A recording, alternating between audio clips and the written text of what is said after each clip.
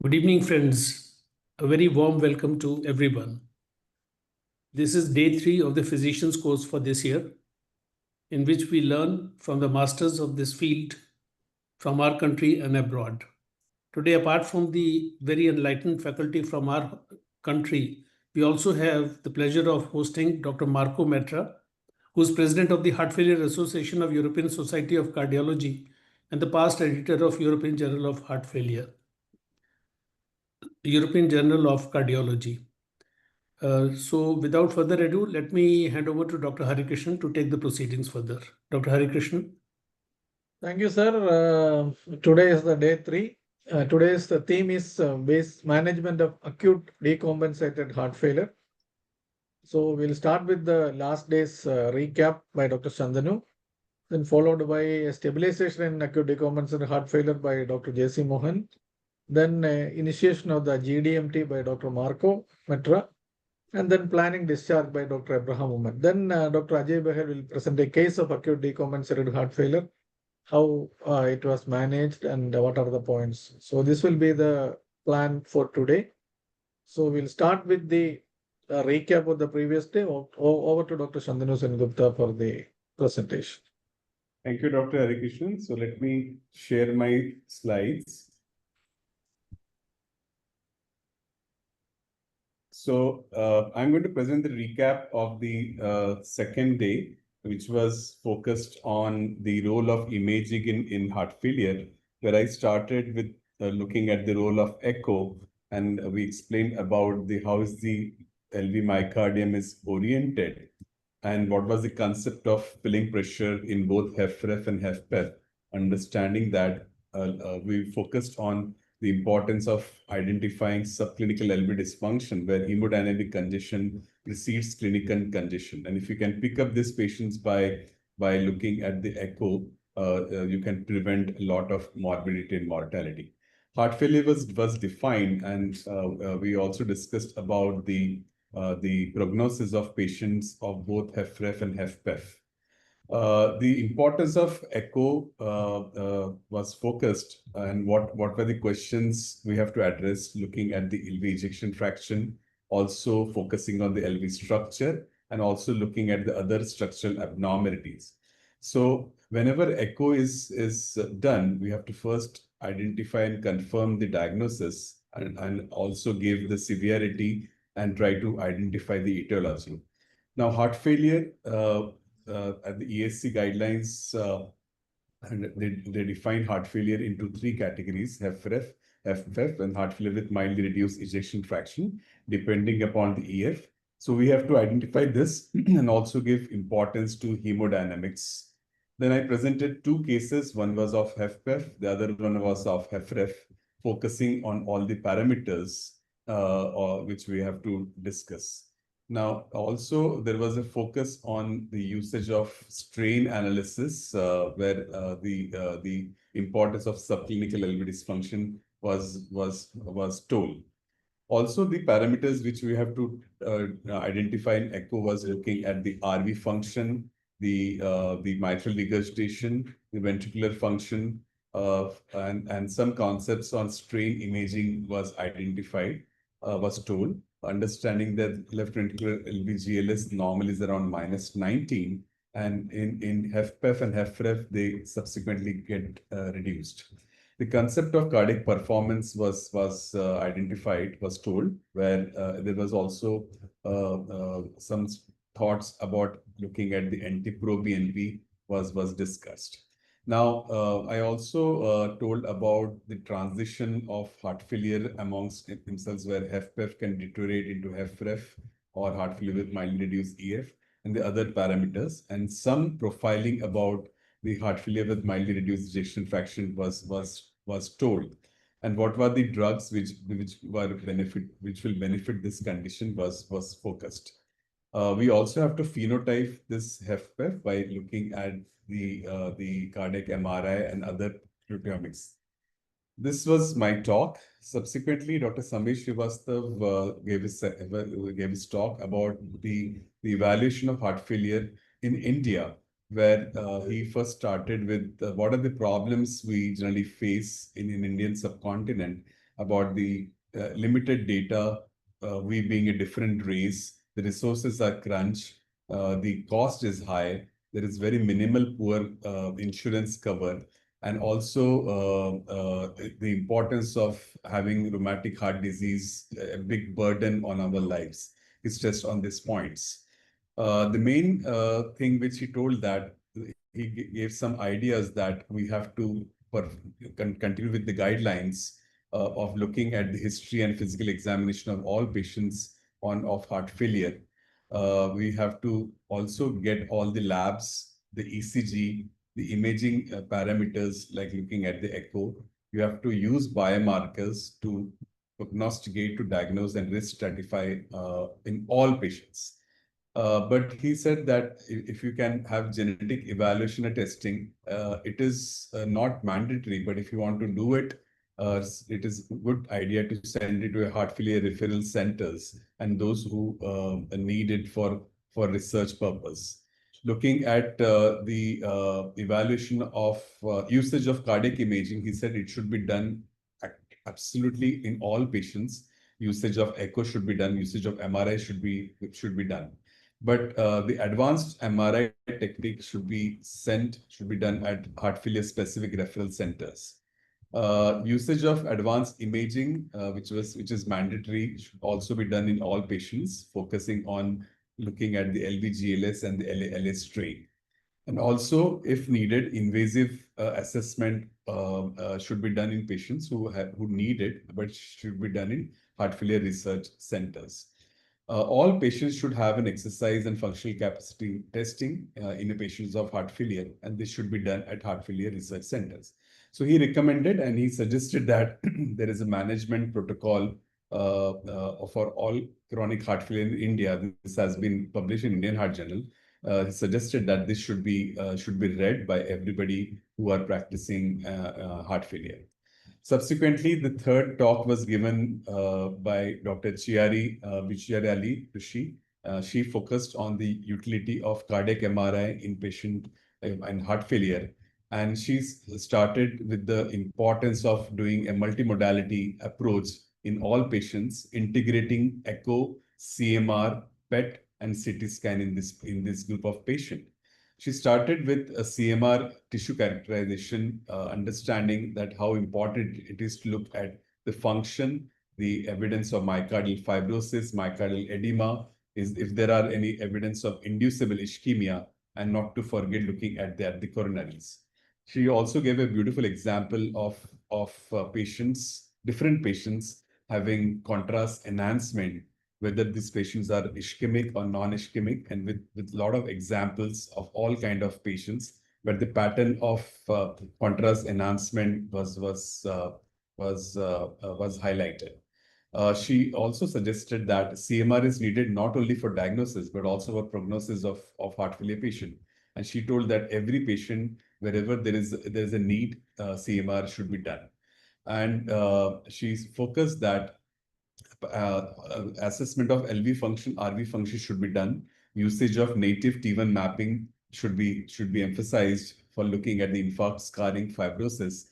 Assessment should be done for T2 mapping, and of course, the ECV assessment should be highlighted. She also told everybody about the assessment of fibrosis, and a focus should be looked for infarct fibrosis, whether it is replacement fibrosis or if it is an interstitial fibrosis, because the prognosis changes in all these kind of patients. And she highlighted the CMR protocol in all patients of heart failure, where it should start with cine imaging, followed by T2 imaging with mapping, then a T1 imaging with a post-contrast study, and importance of LG for understanding the fibrosis, the pattern of fibrosis, and of course, the extracellular volume assessment. So all these things should be highlighted in all patients who are coming for CMR in heart failure. Subsequently, two interesting cases were presented by Dr. Uday Jadhav. First case was of a patient who came in acute decompensated heart failure and had a cardiac arrest in the hospital. This patient had predominantly LV systolic dysfunction, had heart failure with reduced ejection fraction. He was intubated, treated in ICU. Subsequent to stabilization, was started on GDMD, and it turned out to be a patient of a Sjogren's syndrome. So this was a very interesting case. The second case was a case of HFpEF, an obese patient, where the standard diagnosis was made on symptoms, echo, and biomarkers. But he also emphasized the problems of obesity and NT-proBNP, where NT-proBNP is not a very good marker. It may be reduced in obese patients. And he also emphasized how these patients come up with readmission if a proper GDMT is not done, is not given in this group of patients. So this was a complete wrap up of the second day, and I think I will stop sharing. Over to you, Dr. Harikrishnan.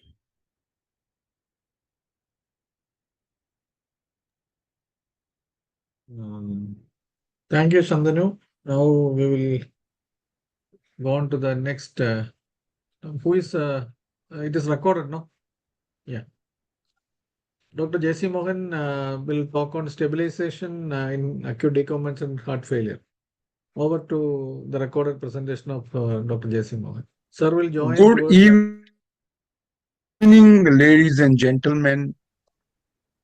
Today we would be talking about certain aspects of management of acute decompensated heart failure, focusing on diuretics, inotropes, electrolyte balance, and monitoring.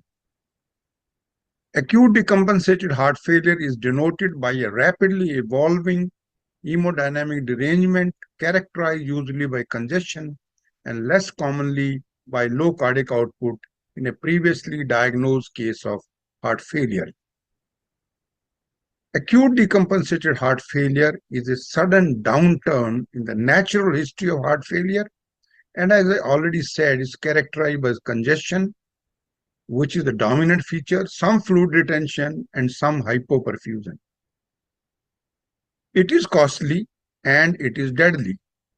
There are 4 phenotypes of acute decompensated heart failure: wet and warm, wet and cold, dry and warm, dry and cold.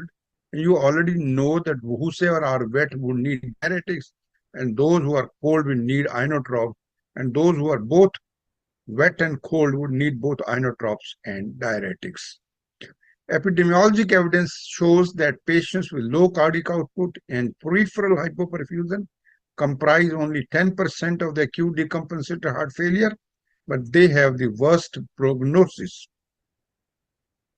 The occurrence of acute decompensated heart failure is as a result of perceived hypoperfusion resulting in augmented neurohumoral activation. So you have more ADH, renin, norepinephrine, angiotensin II levels, leading to impaired aquaresis, natriuresis, and hypervolemia. Augmented neurohumoral activation enhances the kidney resorption of sodium, contributing to loop diuretic resistance, which the patients were already taking orally. And persistent congestion is associated with more severe outcome. So in acute decompensated heart failure, there are 2 components of congestion. One is hypervolemia.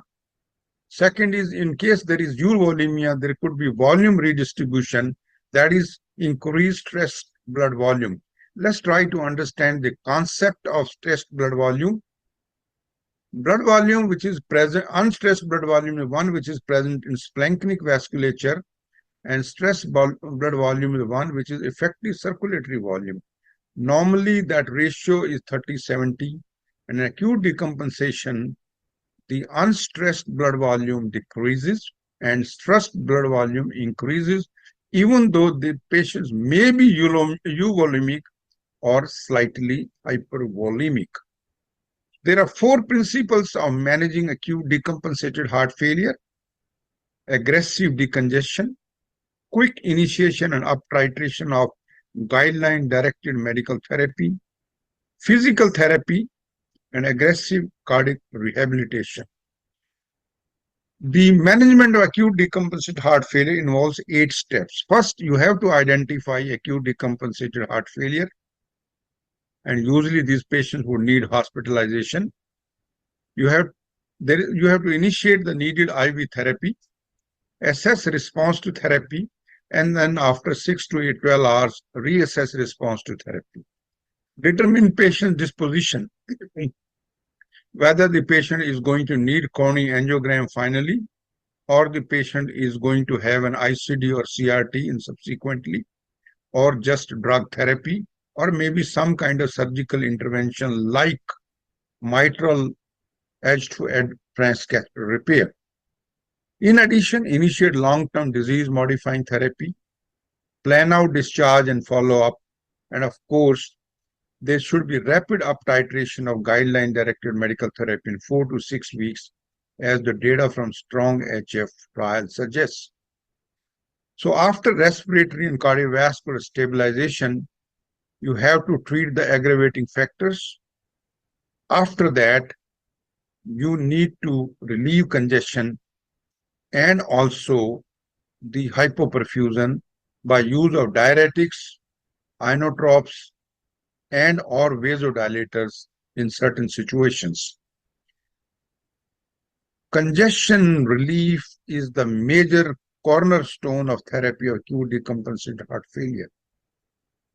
Several trials have indicated that natriuresis guided diuretic therapy is the optimal way to go about relieving congestion in a quick manner, decreasing the days of hospitalization and possibly improving mortality. There is another thing which has gained ground in last 10 years, more so in last 3 years, that is sequential nephron blockade, which means using diuretics or diuretic-like agents which work on a place on nephron at place other than the loop of Henle. And we have several trials, we will discuss that thing. Guidelines suggest that intravenous loop diuretics for acute decompensated should be given to relieve symptoms and signs of hypervolemia, and this is a class 1C indication. Class 2AB indication suggests that you could add thiazide-like diuretics in case there is resistant edema despite increasing dose of loop diuretics. Diuretics work at 4 different places: proximal convoluted tubule, loop of Henle, distal convoluted tubule, and collecting tubules. It has been suggested by convention in the European Society of Cardiology heart failure guidelines that first decide when you see a patient acute decompensated heart failure, is the patient loop diuretic naive? If the individual loop diuretic naive, empty the bladder, start with furosemide 20 to 80 milligram IV bolus. And in case the individual is already on loop diuretic, double the dose of oral diuretic therapy at home, give it as intravenous. Assess diuretic response in 1 to 2 hours by looking at spot urinary sodium, which should be more than 50 to 70 milliequivalent per liter, and also urinary output, which should be more than 150 ml per hour.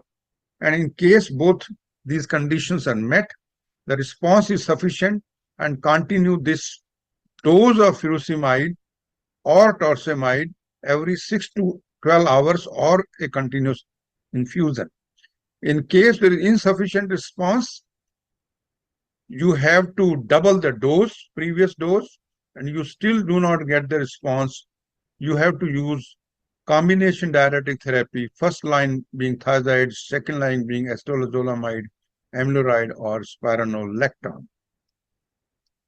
Adequacy of diuresis, as I said, has to be assessed by urinary spot sodium, urinary volume in the first 1 to 2 hours.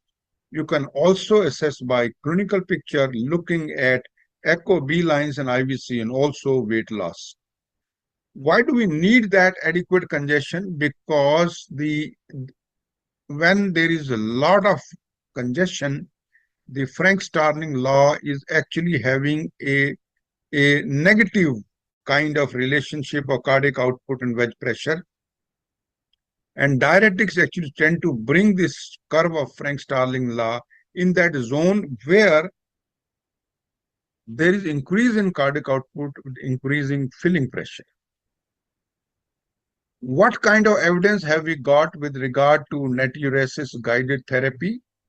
One of the recent trials have suggested that 180-day all-cause mortality and adjudicated heart failure hospitalization can be lowered by natriuresis guided therapy compared to standard way of diuresis.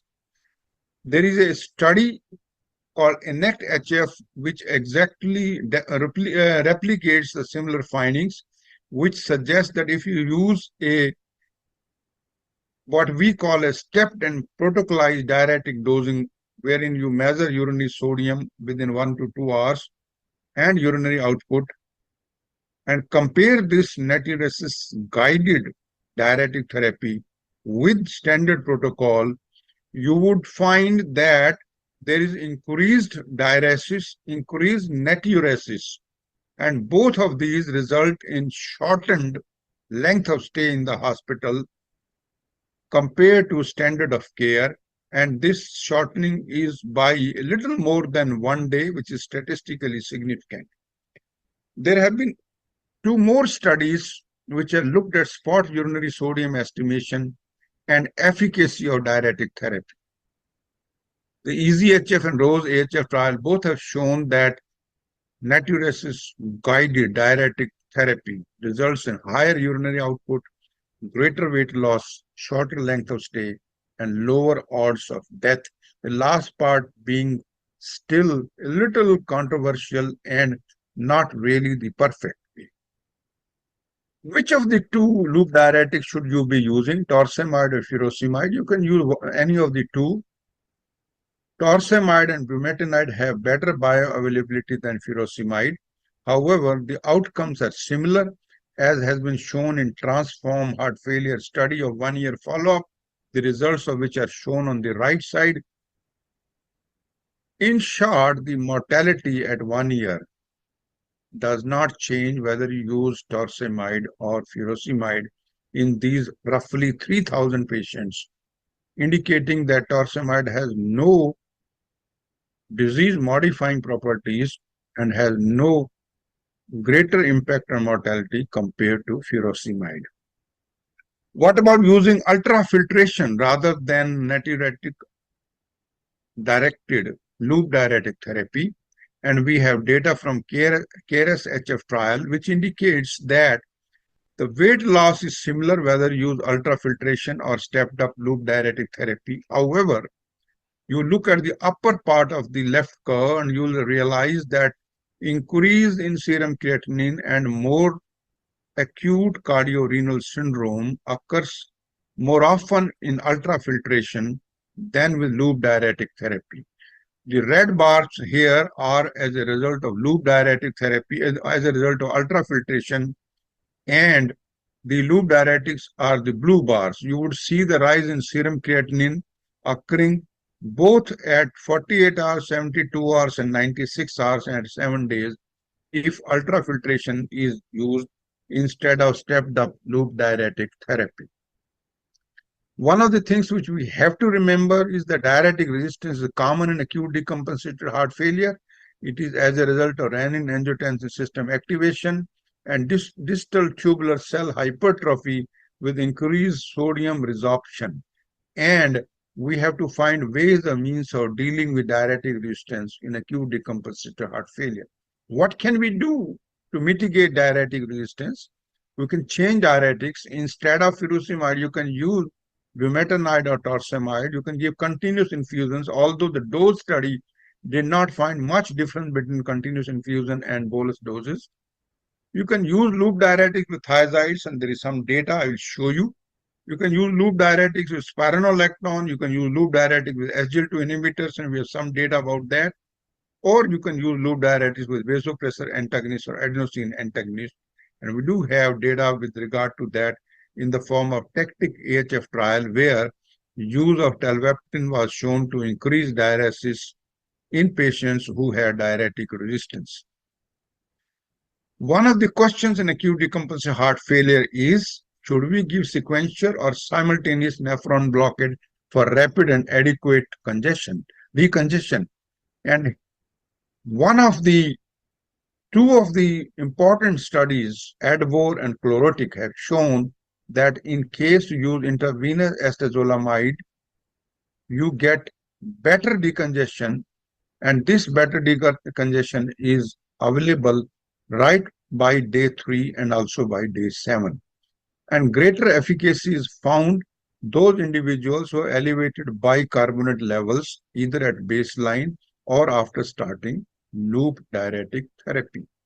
Chlorotic study has used hydrochlorothiazide along with loop diuretics and shown greater change in weight, greater diuresis and greater natriuresis when you combine it with loop diuretics.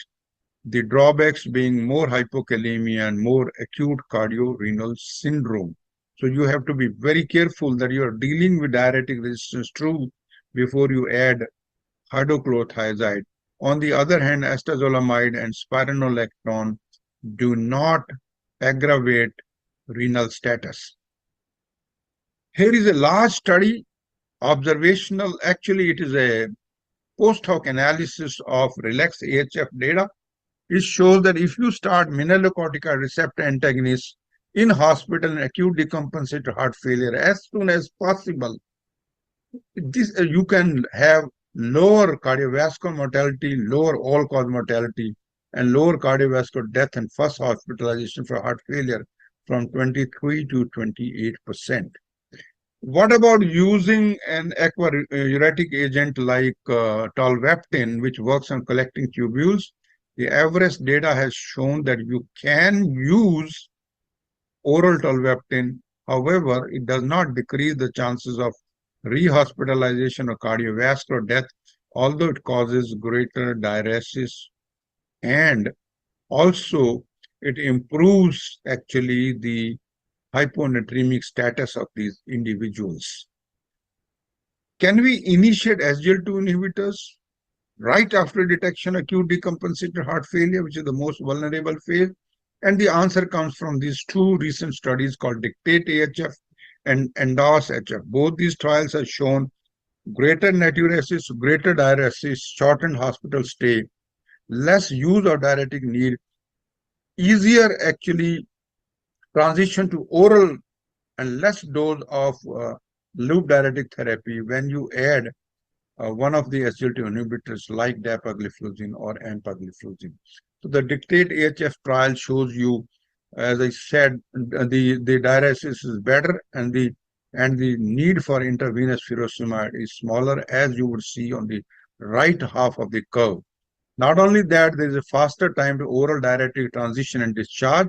These two curves are showing the same thing when the dapagliflozin has been added to standard of care. We also have slightly bigger data with the EMPULSE trial, where empagliflozin has been used in stabilized acute heart failure at a median of 3 days after admission, and this has found a significant win ratio, 36% in favor of empagliflozin, resulting in reduced deaths at 90 days and reduced heart failure events. But we just have to remember that the advantage of SGLT2 inhibitor loop diuretics is beyond relief of congestion. Acetazolamide, thiazides, and vasopressin antagonists actually help in decongestion, but SGLT2 inhibitor also is beginning of the disease-modifying therapy and hence should be preferred over the other three approaches. What about vasodilators in acute heart failure? Vasodilators may be used in acute decompensated heart failure if systolic blood pressure above 110 millimeter mercury to relieve symptoms, and it is a class 2B indication. We commonly don't use it, but if the blood pressure is high, especially hypertensive individuals, you can use either nitroglycerin, nitroprusside, nesritide, or rolophylline. We have, of course, nitroglycerin and nitroprusside, although nesritide is still available in the United States, but to be used as a vasodilator along with diuretics. So how do you use vasodilators? IV vasodilator and diuretics are recommended as patients with acute pulmonary edema or severe hypertension. Frequent blood pressure monitoring required. Nitroprusside and nitroglycerin are the preferred drugs. And IV nitroglycerin initially dosed with 5 to 10 mic and increased to 5 to 10 mic every 3 to 5 minutes till you reach a dose of up to 200 microgram per minute. IV nitroprusside initial dose is 5 to 10 mic per minute, and finally you can go up to 400 microgram per minute. And dose should be titrated to maintain systolic blood pressure above 90 and diastolic blood pressure above 65. What about inotropes? Those are used, as I said, in individuals who have what we call as cold acute decompensated heart failure with low cardiac output and end organ hypoperfusion, usually with some type of cardiogenic shock A, B, C, or D. What inotropes we can use? We can use beta agonists like dobutamine, dopamine, phosphodiesterase inhibitors like milrinone, calcitropes like levacement. It has been suggested that inotropes may be used in acute decompensated heart failure if systolic blood pressure less than 90 and or evidence of hypoperfusion to relieve symptoms. But remember, there is a weak class of recommendation, weak evidence available. It basically is a 2BC indication. It is all a consensus that low blood pressure, cardiogenic shock, inotropes can be used. But it also suggests that inotropes should be used limited to the lowest possible dose. As far as possible, use calcitropes or the or phosphodiesterase 3 inhibitors, and for the shortest possible period. And the current use is limited to 10% all acute decompensated heart failure patients because we know that there are negative survival benefits of inotropes by multiple mechanisms. What about electrolytes in acute decompensated heart failure? About a quarter of patients actually develop hyponatremia when they are treated for congestion in acute decompensated heart failure. That is associated with severe heart failure and greater mortality. Managing hyponatremia is an essential part, and first determine whether plasma hypotension is present and correct factors like hyperglycemia. Avoid thiazide diuretics, MRA, and other drugs like amiloride, which actually can cause hyponatremia. Treat hypokalemia and hypomagnesemia, which will take care of hyponatremia to some extent. Also, correcting acidosis actually by soda bicarb also helps in correcting hyponatremia faster than giving sodium chloride. Fluid restriction and regular sodium intake is another strategy. And of course, differentiate between depletional hyponatremia and dilutional hyponatremia. In dilutional hyponatremia, tolvaptan would work pretty well to restore the sodium level.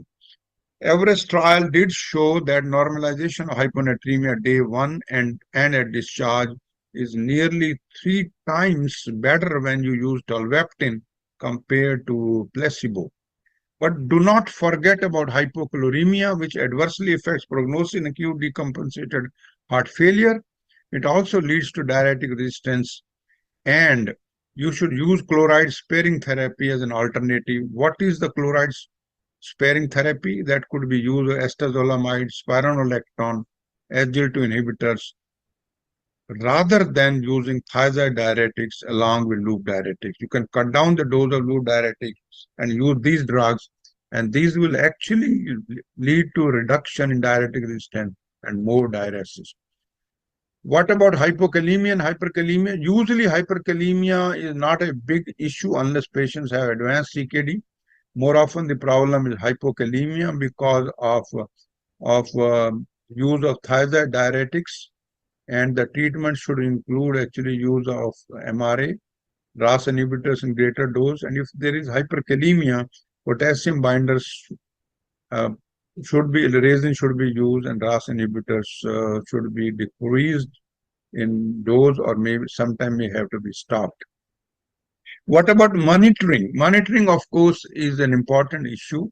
There has been, of course, a big impetus towards implantable sensors in pulmonary artery, called CardioMEMS, in monitoring diastolic pressure, which can actually will start rising weeks before the patient goes in decompensation. And you can also use it in post-discharge patient to study the degree of congestion or residual congestion and take appropriate measures. However, we'll talk about monitoring in a while. Let's remember another fact which is important and which actually takes precedence over monitoring, and that is rapid initiation of guideline-directed medical therapy before discharge and rapid up titration within 4 to 6 weeks of 4 pillars of guideline therapy. And these patients who are acute decompensated heart failure ejection fraction less than 45% would also need Vericiguat.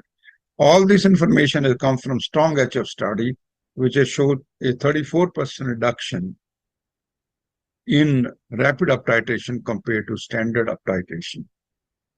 We come back to the monitoring in acute decompensated heart failure. You can do clinical monitoring, heart rate, blood pressure, weight, residual congestion.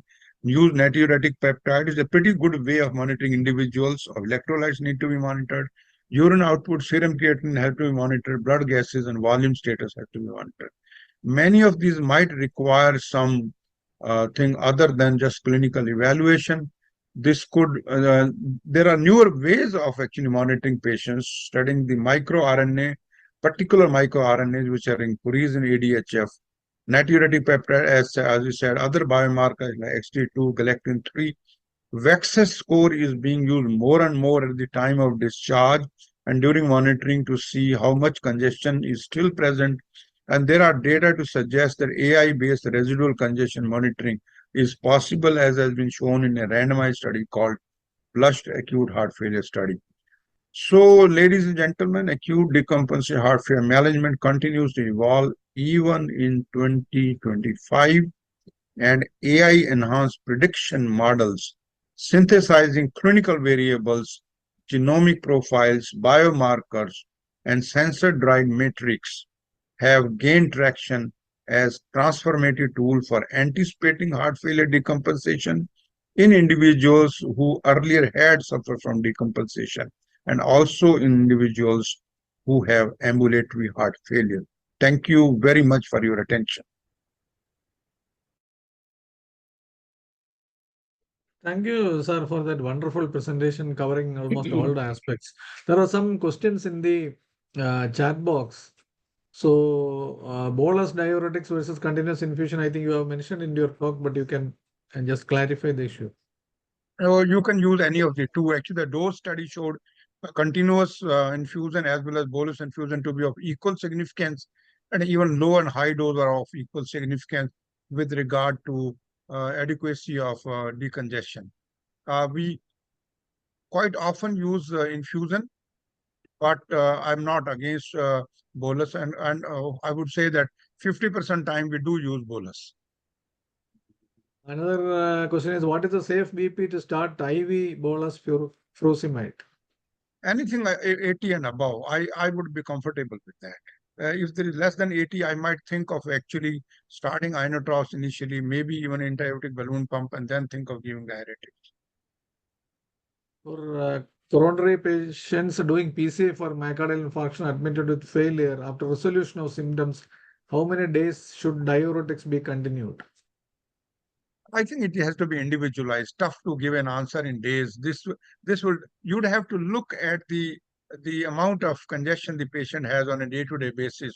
You might have to make a clinical evaluation, even maybe looking at the IVC, B lines, natriuretic, NT-proBNP, and then decide how long you will continue with that.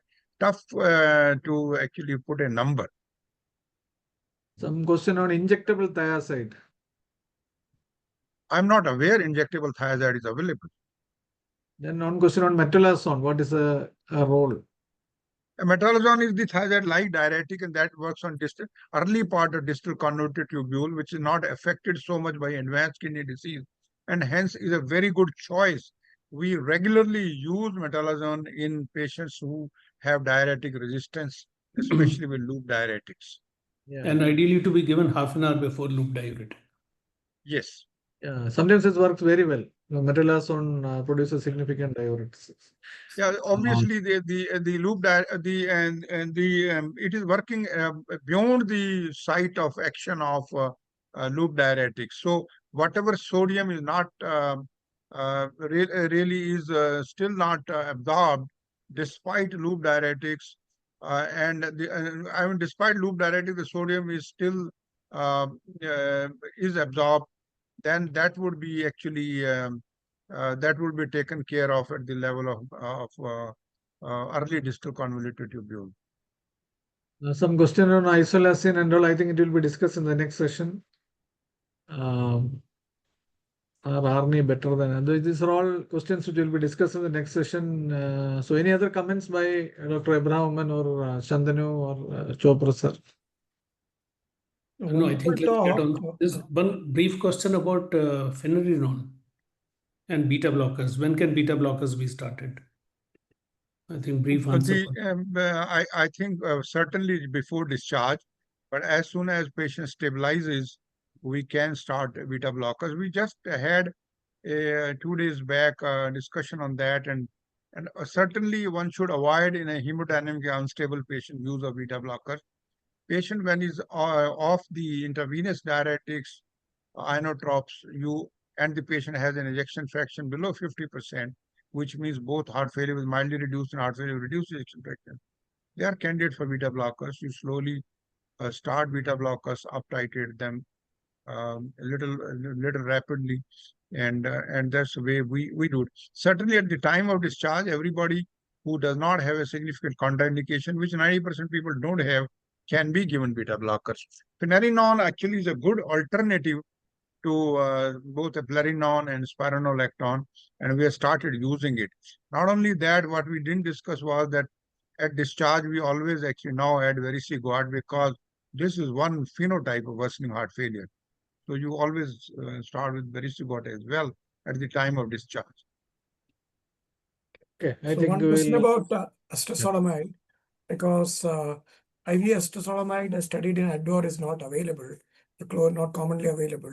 So Yeah, what is so dose what of I do is I use oral Yeah, acetazolamide. I also use, but what is the dose you use and how long do you use? So I typically use 250 milligram twice a day for 3 days. I don't know whether it is true. It is a good idea or not, but I use 250 milligram twice a day for 3 days.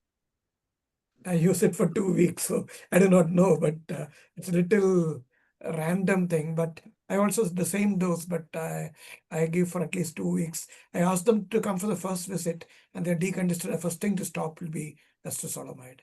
So do you see Shantanu, your voice is breaking. Your voice is breaking, Shantanu. Yeah, Either you switch off your camera and ask. Switch off your camera and ask. Yeah, do you see ADHF in patients of heart failure with supernormal EF more common? Some problem. Absolutely. Oh, we are getting wiser. We are seeing all varieties. Even with supranormal ejection fraction, you can see acute decompensated heart failure. And initially, when I was young, we saw these patients. We didn't believe our eyes. We thought it's something else. But now you do see occasionally. Overall, about 2 to 16% patients of HFpEF have heart failure with supernormal ejection fraction. They do present with acute decompensated heart failure. We have seen that. Is there anything about subcutaneous diuretic usage? Some data. Yeah, there is a data to suggest that subcutaneous furosemide works as good as intravenous diuretic. But then remember, the data is limited, and people say that this essentially is useful for those whom you are actually shifting from ICU to high density unit. You can use subcutaneous furosemide because it doesn't require that much of care. The subcutaneous torsemide probably is still a better choice. I think we have to move because already we are running short. So the other questions will be answered later. Sir, anything you are going to say something? No, I think let's move on. Yeah. So we'll move to the next presentation. I think it is a recorded talk by Dr. Marco. Over to Marco's talk. Dear Professor Chopra, dear Professor Harikrishnan, thank you very much for your invitation. Good evening to everyone. I will be available online for questions after my presentation. And the presentation is focused on the implementation of quadrupole therapy in the patients with heart failure and reduced ejection fraction. These are my disclosures, and therefore a few slides of background. Quadrupole therapy is really a disease-modifying therapy and saves lives. You know that in the 2021 guidelines on heart failure of ESC, we for the first time pointed out that we have 4 classes of drugs that are able to change the lifetime of our patients, in addition to their quality of life and their morbidity. This is an analysis done based on the results of clinical trials, showing that quadrupole therapy may decrease by 73% the relative risk of all-cause mortality. And if we consider the prolongation of the life of the patients, we have and we consider the absolute risk reduction, we have a 26% absolute risk reduction with quadrupole therapy. Here is another statistical exercise where the authors calculated the prolongation of life, and depending whether you start at 55 or 65 years, you have a prolongation of more than 6 and 4 years respectively in the duration of life. So it's a life-saving, this quadrupole therapy is life-saving, and also decreases heart failure hospitalizations and improves quality of life.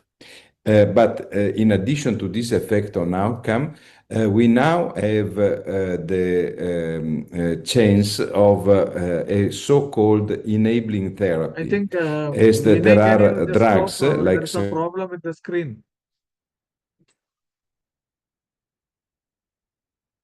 Problem with the screen. I think you can restart, I think, probably.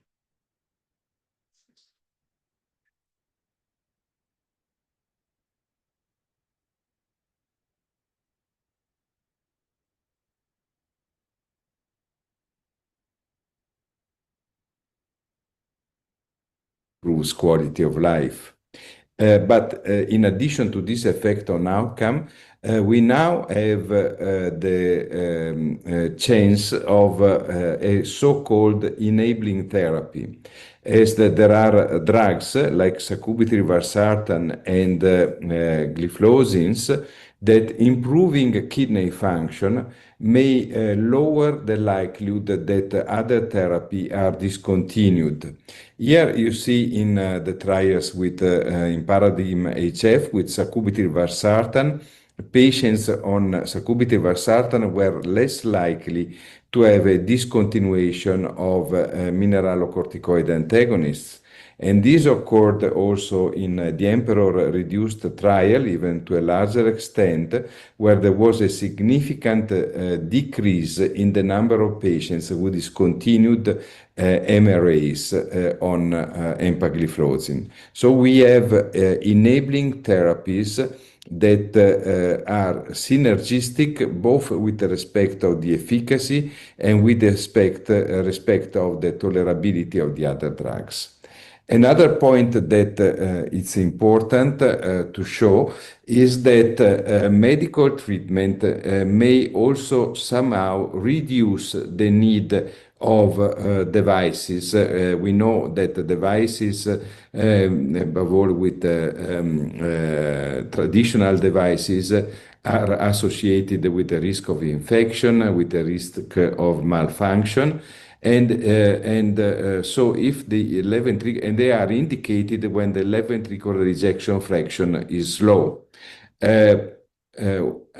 On the other hand, medical treatment may increase the left ventricular ejection fraction of our patients. There are at least 3 series of patients with a new diagnosis of FREF, heart failure with reduced ejection fraction, which showed an improvement in the left ventricular ejection fraction with ongoing therapy.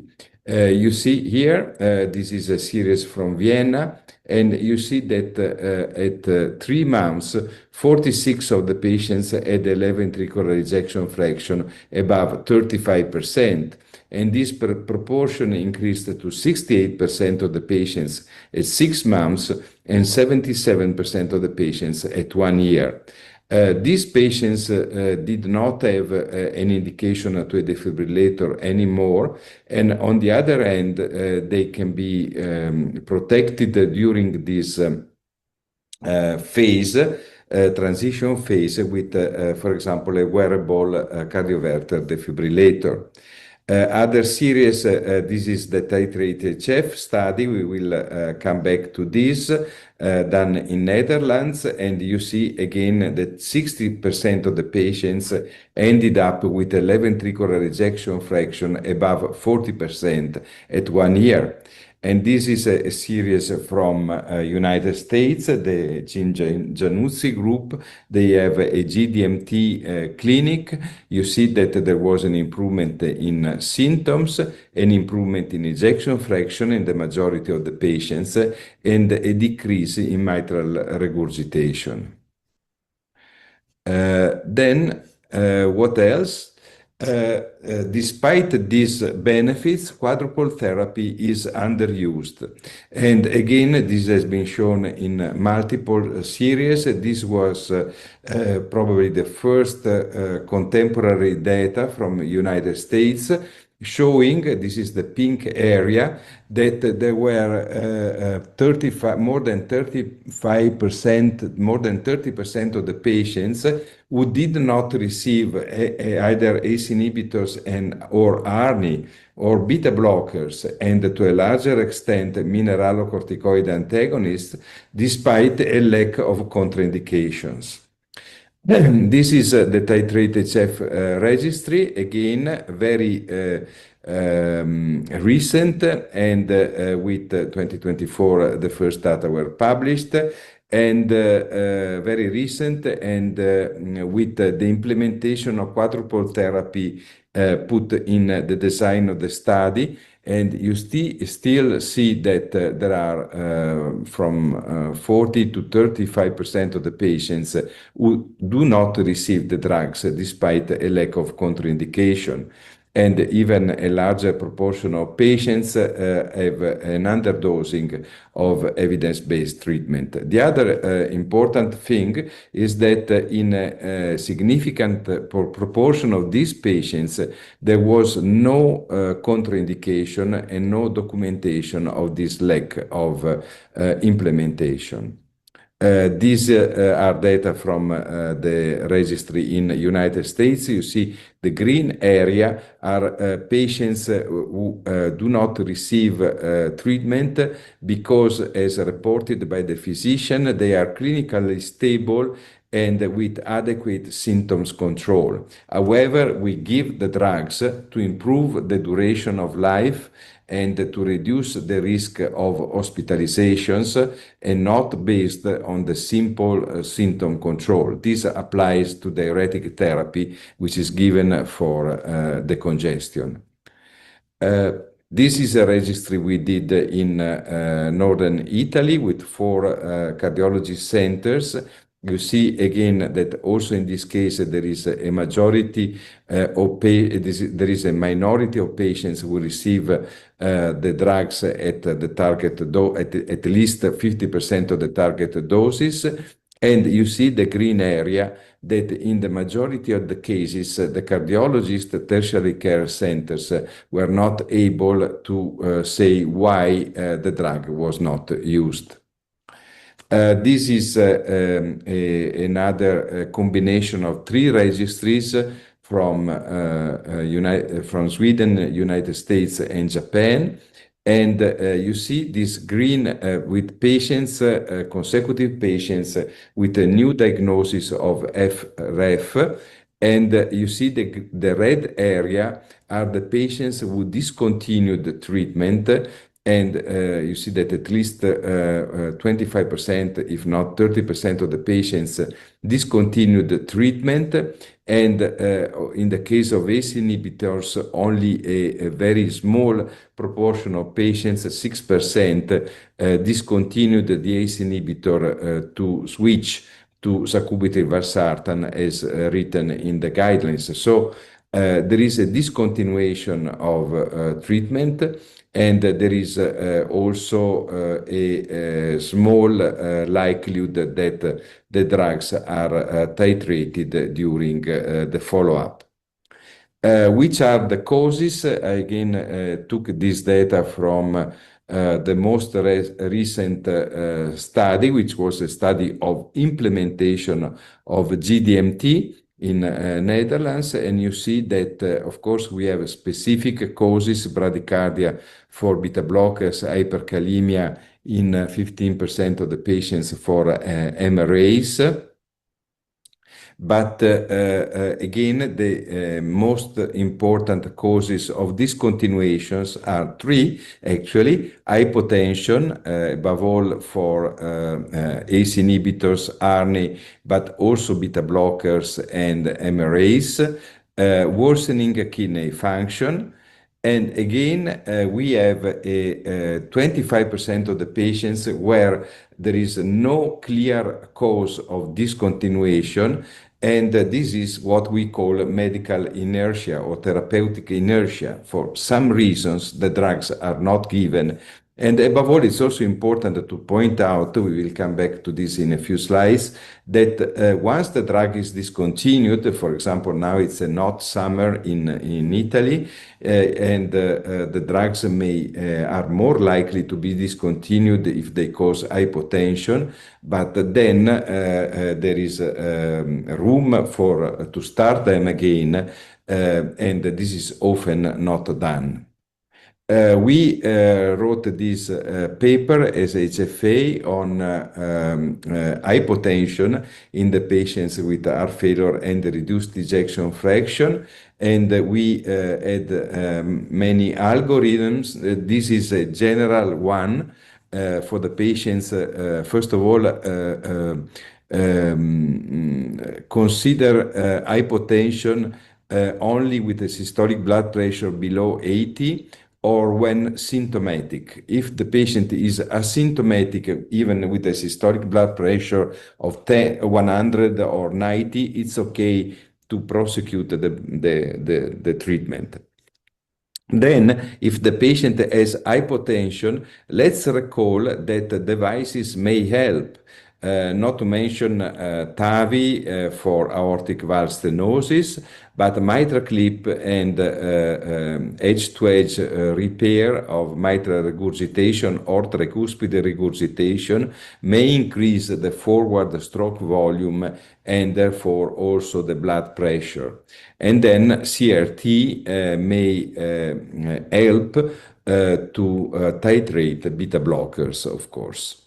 This is the algorithm for the patients with chronic heart failure and hypotension. Of course, consider decreasing or stopping antihypertensive treatment without a benefit on the clinical course of heart failure. Consider such as alpha blockers or nitrates. Then, if the patient has persistent hypotension and symptomatic hypotension, of course, I mean, the drugs of choice are SGLT2 inhibitors and MRAs, whereas ACE inhibitors, ARNI, or beta blockers are more difficult to handle, but we must try nevertheless. Then, how to start treatment? This is in the title of my speech. And there is one thing that we have learned, and we put it in the guidelines, 2021 guidelines on heart failure already, is that the traditional treatment with a slow up titration with one drug added after the other only delays the time to reaching quadruple therapy to more than 2 or 3 months. And there is, of course, the higher risk that these drugs are not never given to the patients. On the other hand, we have learned that evidence-based medical treatment has an early beneficial effect on the patients. These are plots taken from retrospective analysis of prospective randomized clinical trials, and you see that even in the old SOLVE trial with enalapril versus placebo, efficacy was already statistically significant at 14 days. Even with beta blockers in patients with severe heart failure, as in Copernicus, carvedilol showed an early benefit on the event rate. This was also confirmed with MRAs, and this is also shown systematically with SGLT2 inhibitors. So these drugs have an early effect on the clinical course.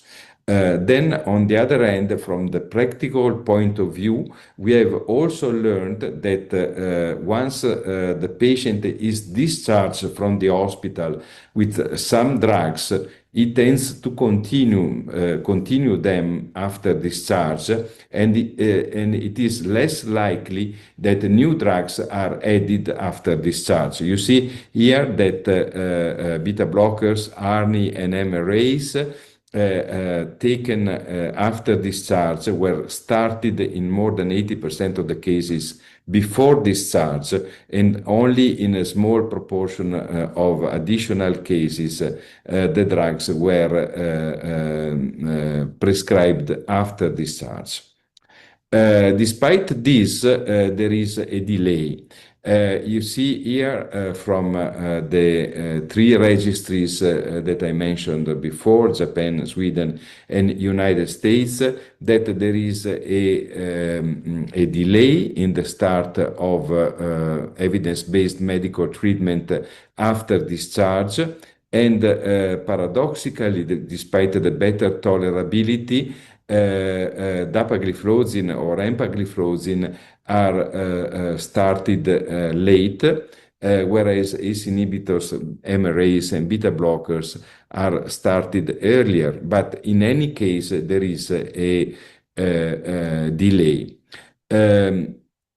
The study, the randomized prospective randomized trial that first showed that an early start of evidence-based medical treatment may cause a significant improvement in outcome was STRONG-HF, of course also helped by the undertreatment that occurred in the usual care group in blue.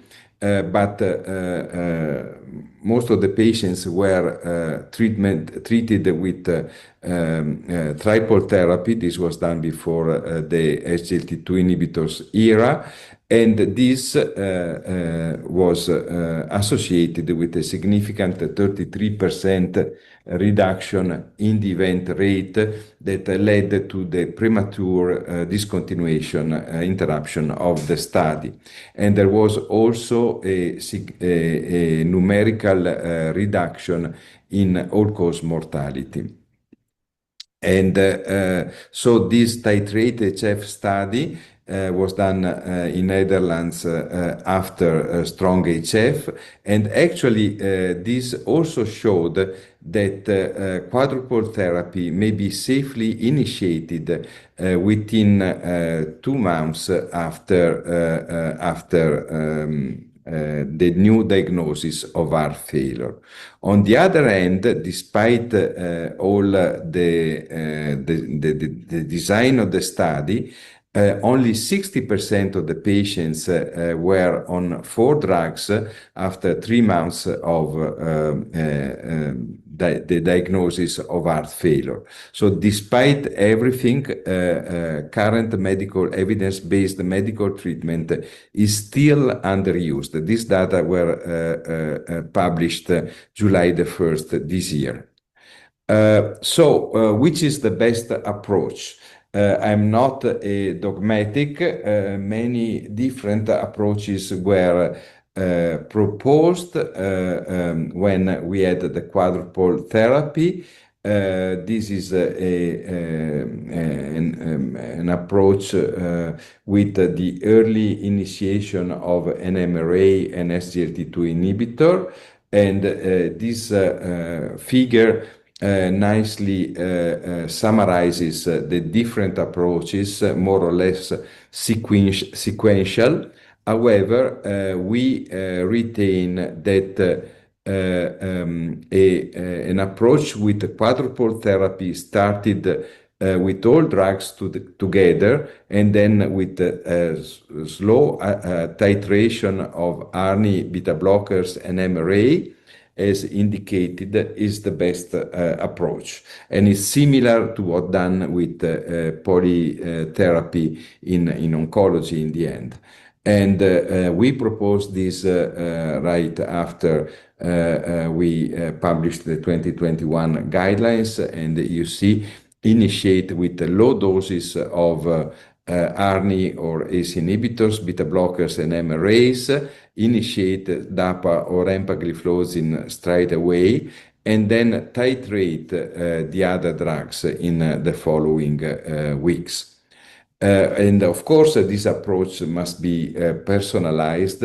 We are not machines. We even with artificial intelligence, I mean, the patient's characteristics need to be taken into account, and therefore, depending on the heart rate, on the blood pressure, on the heart rhythm, atrial fibrillation or not, and on chronic kidney disease or not, we have to use different approaches with a slow titration of beta blockers or ivabradine if there is bradycardia, with caution with the use of ARNI or ACE inhibitors if there is hypotension and symptomatic hypotension, and with still a problem to use ACE inhibitors, ARNI, MRAs, and even gliflozins if the patient has a severe CKD with a glomerular filtration rate below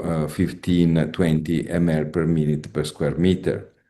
Here you see the advantages of SGLT2 inhibitors. They have a very negligible effect on systolic blood pressure, and the same applies also to vericiguat, which, however, is not in among the 4 drugs that are put with class 1 indication in the 2021 guidelines. You see here the same results with empagliflozin. You see here that there are drugs with an inotropic effect, such as omecamtiv mecarbil, which are currently undergoing a second trial for approval, that in this analysis of GALACTIC-HF showed a clear benefit in the patients with a systolic blood pressure below or equal 100. Start the 4 drugs as soon as possible and implement disease management strategies, including the registries, because they are associated with an implementation of evidence-based medical treatment, including telemonitoring, both non-invasive and invasive, has been shown to improve in this meta-analysis the clinical outcome, and to reduce heart failure hospitalizations and even all-cause mortality.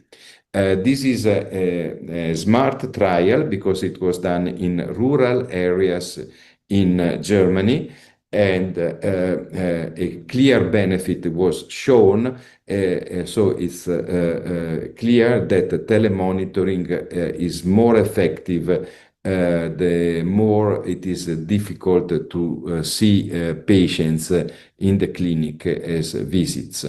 These are the meta-analysis with invasive hemodynamic monitoring. Also, this has significantly reduced heart failure hospitalizations and even mortality. And we have written this position paper with an indication to invasive hemodynamic monitoring in patients with symptomatic heart failure at moderate to high risk of new worsening heart failure events, as shown by an hospitalization, at least in the last year. And this is my last slide, and so we can summarize the message. Quadrupole therapy saves life. It is underused. Slow titration favors therapeutic inertia and exposes the patients to an increased risk. There are different approaches, all possible, but the important is the result, which is quadrupole therapy within 1 or 2 months from a new diagnosis of heart failure. Disease management strategies and telemonitoring may make early GDMT implementation possible. Thank you for your attention.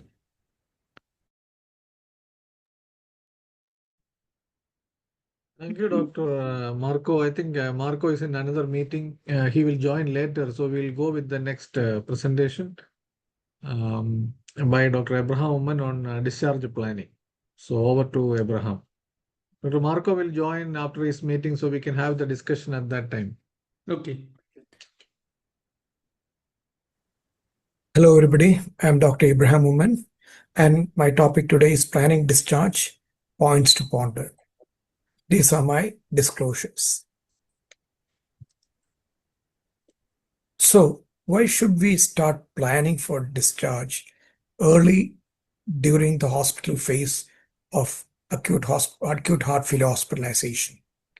The reasons are simple: to reduce readmissions, improve patient outcomes, standardize care transitions, and mitigate risk at care transitions. Because when the care is being shifted from inpatient to outpatient basis, ICU to ward basis, there are many gaps, and these gaps result in catastrophes. So we need to close the gaps. That's why we have to start planning. Another important thing is that it is very well known that if a person doesn't get the medications at discharge, chance of giving him or her getting at 1 year is still low. So this is from the ESC Heart Failure Long-Term Registry. You can see here, at discharge to 1 year, there is very little difference in the practice patterns. If anything, it has been shown that number of patients taking drugs decrease over time. So that brings us to the points to ponder. So I will go numerically. So the first point to ponder is that we often underestimate the fact that heart failure is an epidemic in India with higher mortality, higher than in the West, younger than in the West. So why is that so? Because when we think of heart disease, we think of acute MI. If somebody gets admitted with a heart attack, they're all scared. And if they're admitted with worsening heart failure, even if the patient is on ventilator, the attenders will be happy. The question is, doctor, is it a heart attack? Then the answer is no. Oh, we are mighty relieved. We thought it was heart attack. So that is one of the problems. Second problem is that cardiology treatment in India is coronary centric. PTCA facilities are available widely, but people come late, so they survive heart attacks and transition to a new disease, even more deadlier disease, that's heart failure. Less than 10% of Indians get guideline-directed medical therapy, and the best time to start GDMT is pre-discharge. Even fewer eligible people get referred for CRTD and ICD. Transplants are practically a very, very limited option. The number of transplants done in our country are very low, and people get themselves tuned to transplant or get themselves listed too late. There is lack of uniformity of care in spite of clear guidelines. And heart failure clinic initiative, such as those that by Heart Failure Association of India, may be useful in improving care in heart failure scenario. So this is what I said. Coronary deaths are reducing, heart failures are increasing. And to put it in context, anybody with a recent heart failure hospitalization or worsening heart failure, they come under very extreme high risk. It's nearly 40% event rate annually. And event rate is a very strong thing, heart failure hospitalization or death. Whereas imagine somebody with multiple MIs or multiple angioplasties. The EF is okay. Their annual risk of MACE is only 7%. Compare 7% to 40%. So there is no stable heart failure patient, and this so-called stablest heart failure patient is at a higher risk than that of a very high risk ASCVD patient. And again, tragically, even though there are multiple medications, this is in US and published in 2024, the heart failure mortality in 2021 is actually more than that of 1999. This may be due to multiple reasons, sicker patients, more comorbidities, etc., etc. Second point to ponder is that acute heart failure is a severe disease with poor long-term prognosis, and 200 heart failure registry, 10 years, more than 83% died. Then hospitalizations are common in the journey with heart failure. So once hospitalized, more likely to be hospitalized again. And each hospitalizations worsen the prognosis. Number 3, even though heart failure hospitalization is bad, it gives us an opportunity in adversity in treatment course correction. So people who are not on GDMT, they can be initiated on GDMT. Patient counseling can be done better. So pre-discharge planning is essential. And when it should start early in the course of hospitalization. I would hazard to say even as soon as the patient is admitted. And what we look for, congestion relief, GDMT optimization, and regular follow-up. And that is in the pre-discharge phase and early post-discharge phase. Number 4, decongestion is the key. And that is something which we think we do, but in reality, majority are discharged without adequate decongestion. You can see these studies. In this particular study, only 23.5% had no signs of residual congestion. Very shocking numbers. So nearly 75% had some amount of congestion. And more congestion, more the mortality. There's no doubt about that. Number 5. What are the clinical features, tests, and imaging to plan discharge and the treatment modalities? We should look for clinical features, decide stability, biochemical test, decide stability, and imaging to decide stability. Because if you do not discharge the patient in a stable condition, then they more likely than not, they would come back to you in the hospital. So what are the things? Clinically, look at congestion score, weight loss, NYHA class. The pre-discharge BP and heart rate is very important, especially heart rate. Because if the heart rate is more than 80 or more than 75, it carries higher risk compared to somebody whose heart rate was less than 75. So that is extremely important. Laboratory test, and this is from the ESC. So more than 30% natriuretic peptide decrease or NT-proBNP less than 1,500. Some people believe that if you achieve NT-proBNP less than 1,000 in HFrEF, the prognosis is better. X-ray chest, simple things. Echo, again, does not cost much. Look for E by E prime if it should be less than 10. Look for the MR, E bar A ratio. IVC is very simple to look at. And if the size is more than 21, if the collapsibility is less than 50%, patient is still congested. Lung ultrasound can be done, takes little time and little application, but less than 5 B lines, optimal. So the common question asked is about NT-proBNP at discharge. So some people do, some people do not do, and it is still a somewhat debatable thing. So what I believe is that as a referral, baseline referral, the patient is truly dry or dry NT-proBNP, it is useful. Up-titration of GDMT useful. Prognosis may be useful. Assess residual congestion, maybe. To guide the intensity of chronic heart failure therapy, even though many people believe so, the studies are not highly positive. Next point to ponder. What is Indian scenario? Distressing but hopeful. We have multiple Indian registries and guidelines. And I will take 200 heart failure registry in 2013 to National Heart Failure Registry in 2019. from nearly 24% to 46% usage of GDMT, that is 3 drugs. That is a good jump. But when you come to the quadruple therapy, this was done data by Stephen Green, you see that 82% of the patients discharged are eligible for all 4 drugs. But even US, the 2024 publication, only 15.3 get it, and 41% get triple therapy. Point to 7, what is the consensus statement from India and scientific side from the ESC? So this has been published. And what do you call a stable? Should be off inotropes, IV inotropes for 24 hours, off IV diuretics for last 24 hours. BP should be more than 90 and heart rate less than 100. But I do believe, and we know from SHIFT data, that it should be less than 80 or 75.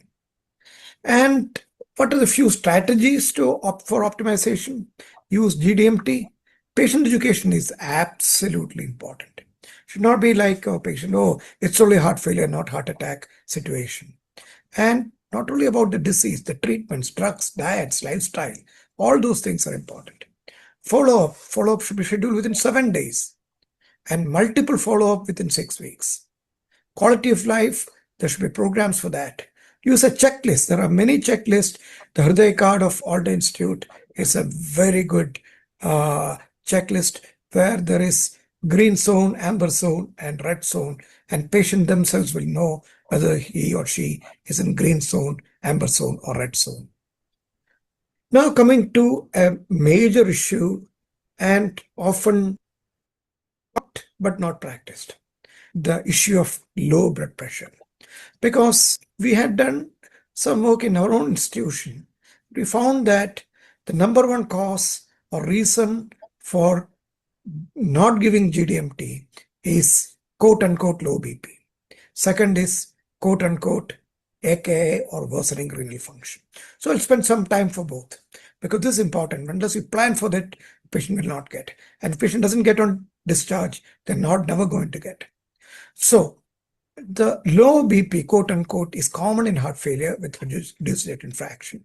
It is associated with more severe primary disease, more the EF being lower, multiple comorbidities, especially frailty. The bigger point is that low BP is associated with suboptimal care, which is seen again and again. Some of the heart failure medications may lower blood pressure, but essentially there is a risk treatment mismatch. Management is very important. First question, is the patient symptomatic or not? Truly symptomatic or a nuisance symptom? Mild giddiness, mild fatigue, but can do all the activities, goes for a walk in the morning. So they are maybe at best nuisance. Stop non-essential medications and supplements. You can stagger the dosing from different times of the day. Don't give everything together in the morning. Use non-BP reducing medications like Vericiguat, Ivabrad. And there is a lot of chatter about midodrine. I personally use it for initiation and up titration. But frankly, RCT data is sparse. But it's a useful practical tool. So the HFA of the ESC has come with some statements. It's published in February 2025. So what they have said is asymptomatic or mildly symptomatic low BP should not be a reason for GDMT reduction or cessation. Both are important. Reduction or cessation is advisable in case of systolic blood pressure less than 80. I repeat, less than 80, or low BP with relevant symptom, not sweet nuisance symptoms. And always look for symptoms and check for orthostatic hypotension. Look for organ perfusion. And why these numbers 100, 95, etc. In clinical trials, it was primarily to prevent dropouts and maintain the trial's statistical power. Because if the blood pressure is 90, we get a lot of calls, lot of panicky calls. And we know it's we can console the patient, give confidence to the patient. But if you're on an experimental protocol, it will be very difficult to convince the patients. SGLT2 inhibitors and MRAs have the least effect on BP. And also consider other things like CRT, mitral clip, etc., because that can result in reduction of heart failure, improvement of blood pressure. Now coming to worsening renal function. Worsening renal function or acute kidney injury, it's a continuum, but not necessarily a very dangerous continuum. Because if you see here, there can be subclinical changes, what is called a pseudo worsening of renal function. And there can be even pseudo AKI where the urine output can reduce. But the key point is, you can see the orange occupies maximum space, and congestion is the key. If there is the patient without congestion but worsening renal function is almost as equal to a person with no congestion and no worsening renal function. That means worsening renal function do not make that much of an impact in patients with acute heart failure. And this is a busy slide, but this is again the European guidelines. The GFR is between 30 to 60, initiate triple therapy, then keep checking the blood pressures and then start MRI. With more than 60, start all four together. 15 to 30, again triple therapy. So that is way, and less than 15, we don't have much. We can give beta blockers, we can give hydralazine, and small dose ACE inhibitors. I just want to highlight this because this is something which you should take home. Because look at the green, let's not even look at the amber and the red. So if the delta change in creatinine is less than 50%, because nephrologist 30 is their sacrosanct number, but for cardiologists with acute heart failure it's 50. And the maximum creatinine is 2.5, minimum GFR 30, maximum potassium is 5. Then it is not that we should reduce or stop. You uptitrate and evaluate the renal function. More often than not, renal function would improve. So somebody's creatinine jumping from 1.5 to 1.8, 1.9, or even 2. Patient is passing a lot of urine and the patient clinically improving. It is just WRF or pseudo worsening renal function. And you continue the medications and it will improve. Even though the jump in delta is more than 50%, the delta is less than 50%, but it is more than 30% in the case I said from 1.5 to say 2. But as long as the potassium is okay, less than 5, and GFR more than 30 and creatinine of 2.5, less than 2.5, I would be happy to continue. So this is something which you should remember. So bullet points for acute heart failure with worsening renal function.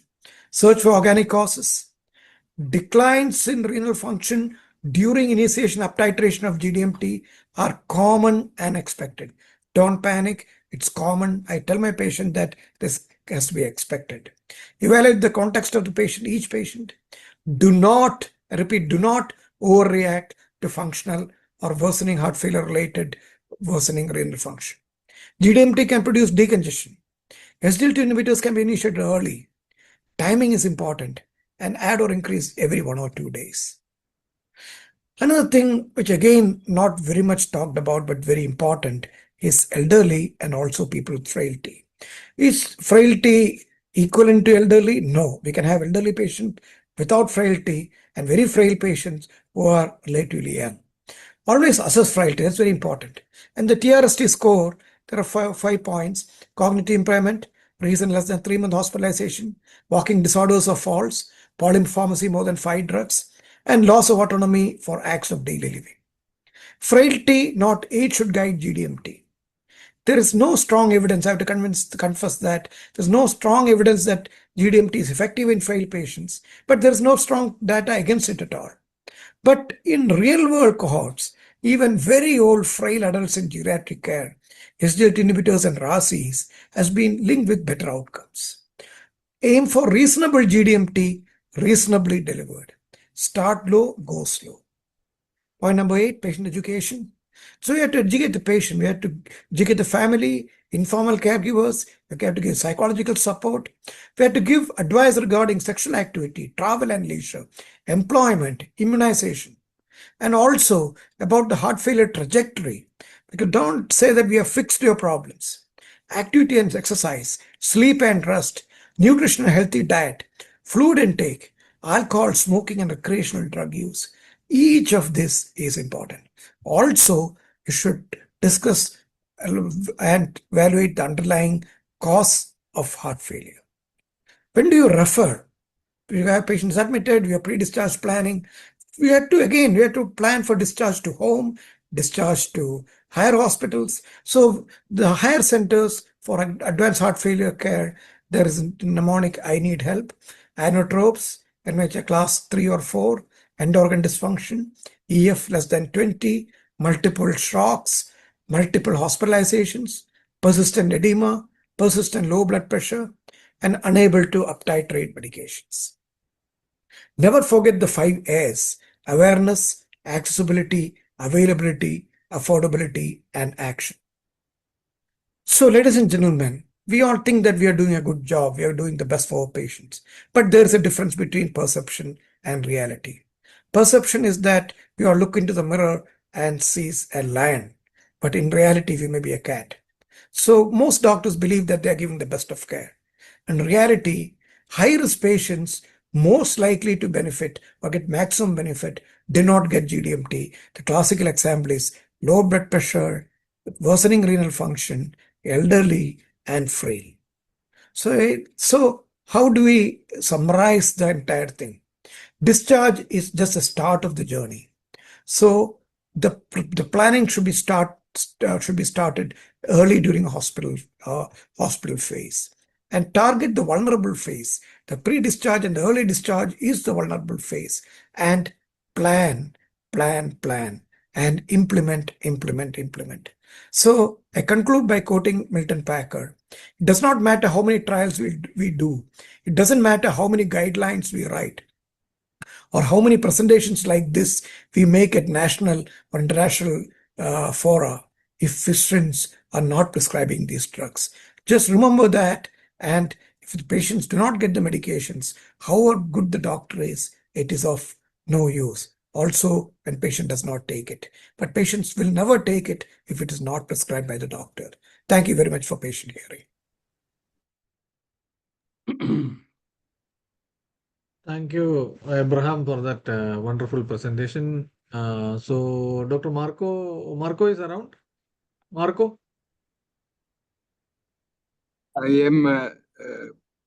Yes, I am. I can hear you. Yeah. So we can have the discussion about your presentation Yes. now. Is it okay? Yeah. I'm sorry if you don't see me, but I am here. No I problem, can hear no you problem. very well. Thank you. Any comments, Dr. Chopra? Marco, a couple of questions on your presentation. Of the people who really recover the ejection fractions very well, and they go almost into normal ejection fractions, are there any particular phenotypes? We know it was mentioned sometime earlier that it is females with dilated cardiomyopathy who are more likely to recover than patients post myocardial infarction. Any thoughts on that? That's one. And second, Dr. We heard in some of the talks earlier that it is not the fluid restriction that is that important in heart failure as salt restriction. Your thoughts on that? Dr. Mullins was very fond of saying that. Okay. Do you want me to start? Yes, please. With respect of the improvement in ejection fraction, there are multiple studies and there are some predictive variables. First, I would say non-ischemic etiology. So patients without a myocardial infarction, and this is a predictive factor much more than sex and age. Then, for example, an history of hypertension is also a favorable predictive factor. And then there is the scenario of patients with so-called tachycardiomyopathy. So the patient was in new onset atrial fibrillation and develops heart failure these patients are very likely to benefit from cardioversion and pulmonary vein ablation, for example, isolation. So these are, and this is completely different, as I say often in my hospital, to the patients who develop atrial fibrillation with a long history of heart failure. In this case, the chances of a regression of heart failure are much less. Then there are the patients who have a reversible cause of heart failure, such as myocarditis and Takotsubo syndrome. And of course, there is a lot of discussion whether to consider withdrawing drug therapy in patients who have had an improvement in ejection fraction. And it's so-called remission and versus regression. I would say for sure that if the patient had a reversible cause of acute heart failure, such as a myocarditis, we may consider with attention withdrawal of guidance-directed medical treatment after 6 or 12 months when we are sure. If the patient didn't have a cause of heart failure, in this case, I would be much more cautious because there are reports both with empagliflozin and now with finerenone that after withdrawal, there may be an increase in the event rate. I hope I've been okay. There is a question in the chat box, metoprolol versus carvedilol, any comparison? A comment from me? Yeah. Well, that's myself 30 years ago. I demonstrated that carvedilol is better than metoprolol tartrate. Whereas there is no comparison with the metoprolol succinate. I don't know what you have in India. So we have both, but we are for heart failure, we are promoting long-acting preparation only, succinate. Okay, so in fact, there are calculations, and there was also a controversy between Milton Piker and Mike Bristow. So with the tartrate, which is still used a lot also in Italy, and of course it's the cheapest one. But with tartrate, it may be that there is not a coverage for 12 hours a day. So it should be ideally administered 3 times a day, the tartrate. The succinate is fine with twice a day administration. Of course, carvedilol also has alpha antagonist and antioxidant action. In Italy, we are using more bisoprolol, because it's longer acting and longer acting. Then there is the problem of the beta 1 versus selectivity versus the lack of selectivity. But the problem we have with carvedilol many times in practice is hypotension, which is much more common than with metoprolol succinate or with bisoprolol. And so with the other drugs like ARNI that cause more hypotension, carvedilol is now less used, although it's very effective. That's one question to Abraham. So midodrine you said you use. So how do you use? What is the situation which you use it? Yeah, again, I have to confess that RCTs are scanned that, but I find it very useful because the one thing is the situations where I have used this one, like people needing small dose of NORAD to shift them over to oral because we can reduce the ICU stay.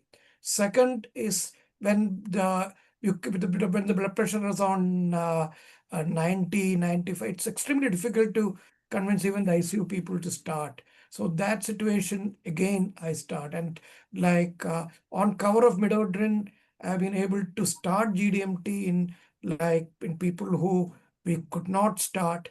And usual time, the dosage I give is depending on the blood pressure. I give 2.5 BD to, I given up to 10 milligram thrice daily and slowly titrate it off.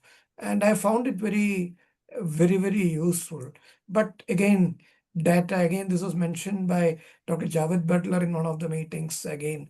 But I found it very practical and useful, because if you do not start GDMT in the hospital phase, the chance of them getting the medications at all is very low.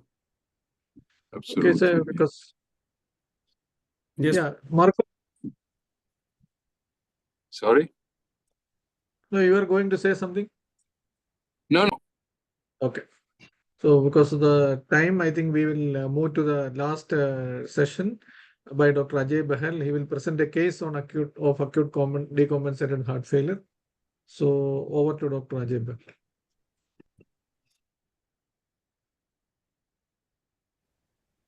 Good evening. I'll be presenting one patient with acute decompensated heart failure.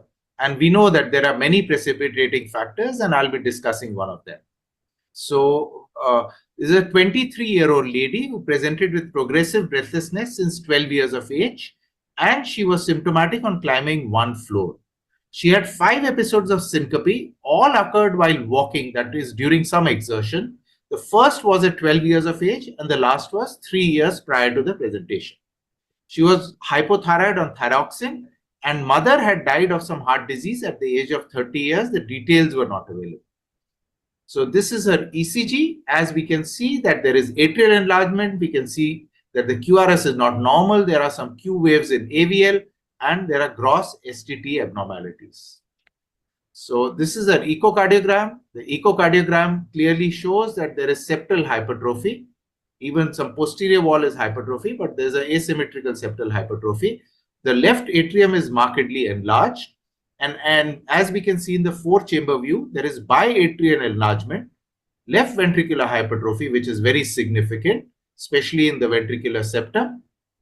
And the left ventricular function is normal. We can see that there is no systolic anterior motion of mitral valve, and there is no left ventricular outflow tract obstruction.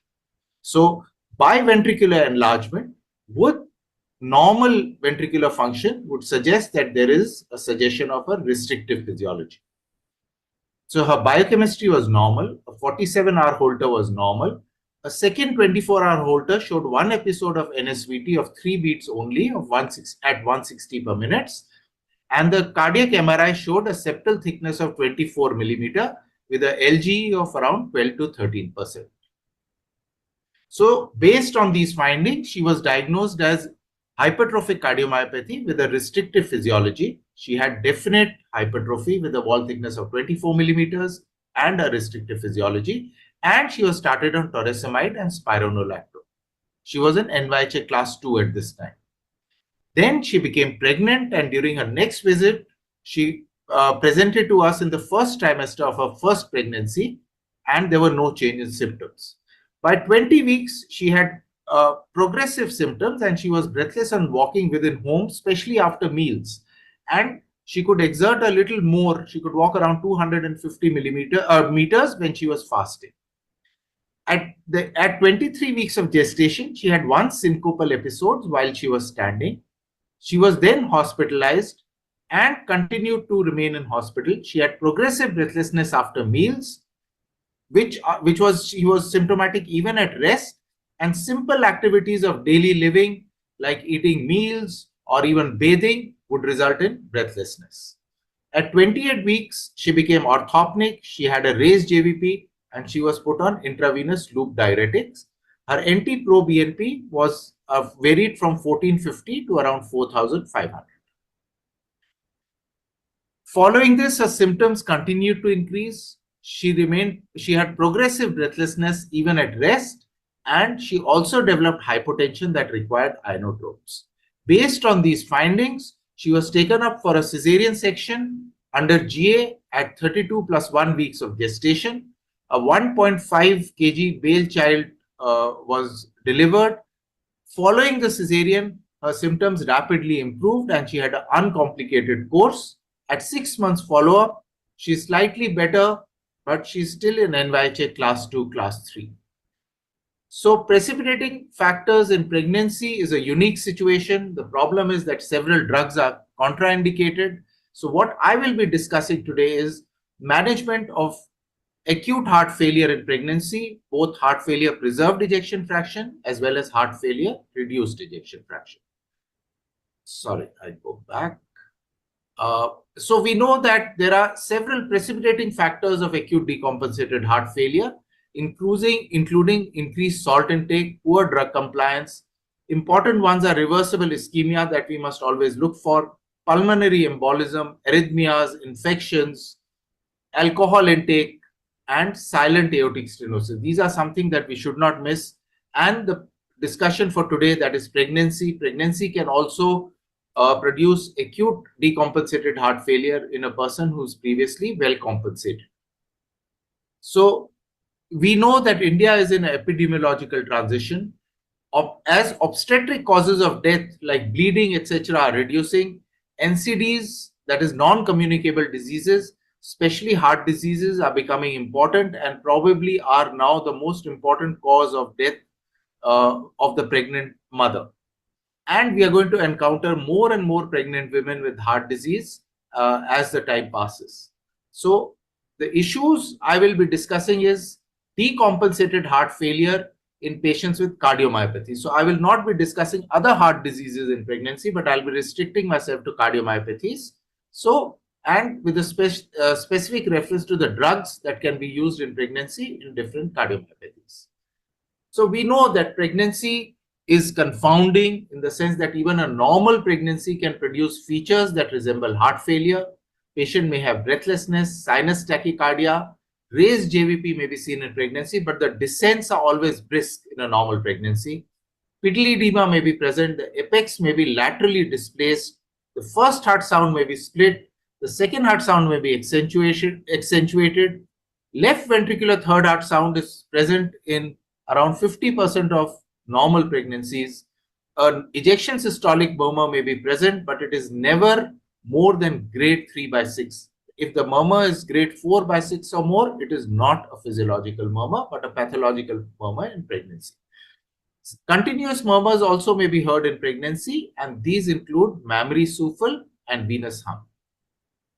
So the hemodynamics in pregnancy are that the plasma volume starts increasing at 6 weeks and it peaks in the second trimester. The peripheral vascular resistance starts reducing in the first trimester. The heart rate also goes up by 6 weeks and peaks at 32 weeks. The cardiac output also starts increasing at 6 weeks and peaks at 32 weeks. After this, due to the uterine compression of the inferior vena cava, the cardiac output may drop in later pregnancy. So as far as risk stratification in pregnancy is concerned, we use the modified WHO classification where class 1 is at the lowest risk and class 4 are at the highest risk during pregnancy.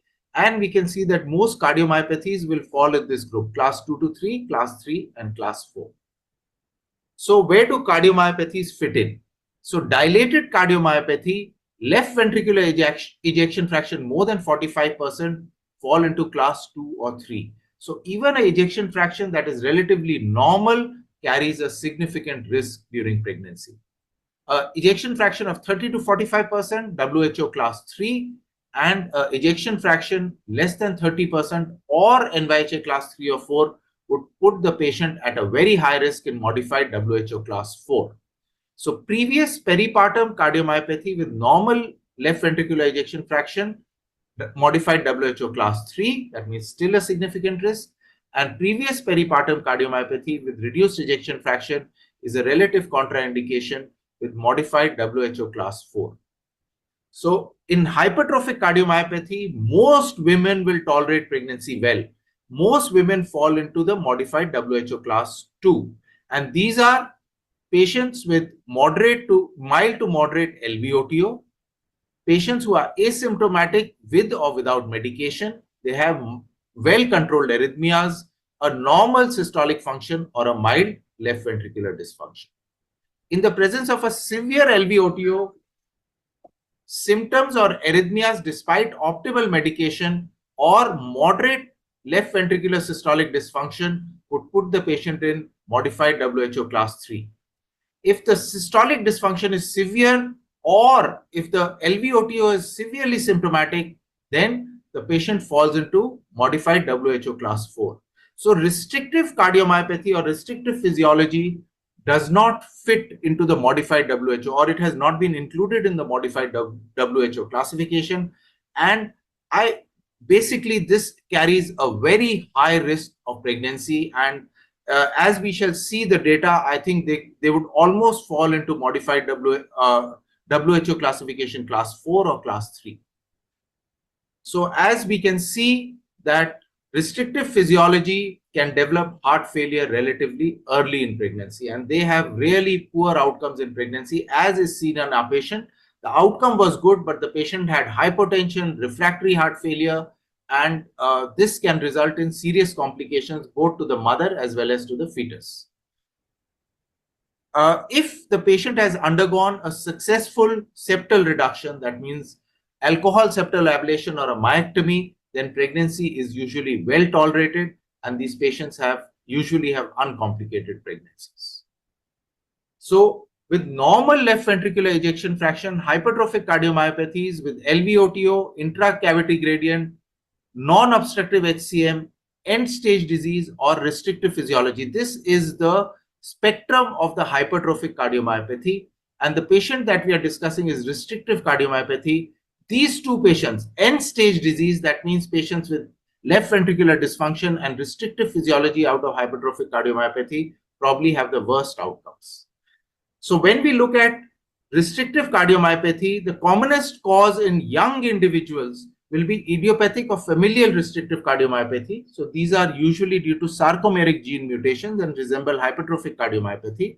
And this group is something that is most likely to be encountered in pregnancy. Another group that we may encounter in pregnancy is endomyocardial fibrosis or eosinophilic heart disease. These also usually occur in young individuals. Amyloidosis will usually not be seen in pregnant patients because this usually involves older individuals. So we know that patients with restrictive physiology have a very poor outcome. In our cohort of patients of around 1,200 patients, what we saw was that they have worse NYHA class, they have large left atrial size, high risk of atrial fibrillation, and poor 5-year survival rate and poor effort tolerance. And as we can see, their all-cause mortality, cardiovascular death, ICD discharge, and heart failure death is much higher as compared to the other hypertrophic cardiomyopathy cohort. So what are the drugs that can be used? So let us start with our patient, that is restrictive cardiomyopathy. The only real drug that we can use in these patients is a loop diuretics. They are safe, but they may cause oligohydramnios, and fetal growth should be monitored. But otherwise, loop diuretics are very safe in pregnancy. Spironolactone or eplerenone have especially spironolactone has anti-androgenic effects, and oral CREFs have been reported when they have been used in the first trimester, and these are generally not advised in pregnancy. SGLT2 inhibitors are contraindicated. They have adverse effects on renal development in animal studies. So as far as restrictive cardiomyopathy is concerned, the only drug that we can really use to help these patients is a loop diuretic.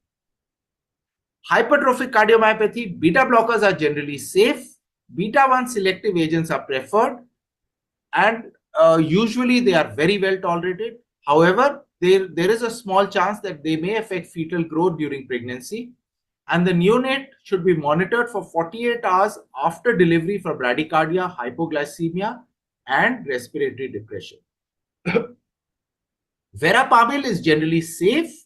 However, it can cause fetal growth retardation, and neonatal seizures have been reported. So given a choice, we would prefer a beta blocker to verapamil. Out of the calcium channel blockers, diltiazem is teratogenic in animals and is contraindicated in pregnancy. So if you have to use a calcium channel blocker, use verapamil, do not use diltiazem. Amiodarone is associated with definite fetal harm. It causes neonatal bradycardia, QT prolongation, ventricular ectopics, neonatal hypothyroidism, neurodevelopmental abnormalities, fetal growth retardation, and premature birth. Amiodarone also should not be used in pregnancy. Diisoparamide in patients with left ventricular outflow tract obstruction. Diisoparamide is safe. We have used it in several pregnancies. It can be very safely used. The only theoretical risk that we have not encountered is that diisoparamide can be associated with increased uterine contractility. Therefore, there is a theoretical risk that it may be associated with increased risk of abortion or preterm labor. But in our use, we haven't really encountered these complications so far, but then definitely it's a theoretical risk. Loop diuretics, as we discussed, if a patient is breathless, loop diuretics can be safely used, and spironolactone or eplerenone should not be used during pregnancy. So hypertrophic cardiomyopathy patients, what are the drugs that can be used in pregnancy? Beta blockers preferred, otherwise verapamil may be used, loop diuretics may be used, or diisoparamide may be used if there is left ventricular outflow tract obstruction. So dilated cardiomyopathy, we are all familiar with 4 pillars of therapy. Beta blockers, as we've already discussed, are generally safe. ACE inhibitors, ARBs, and ARNIs, these are contraindicated in pregnancy. SGLT2 inhibitors, contraindicated in pregnancy. Spironolactone, eplerenone, not recommended in pregnancy. So if a patient with dilated cardiomyopathy becomes pregnant,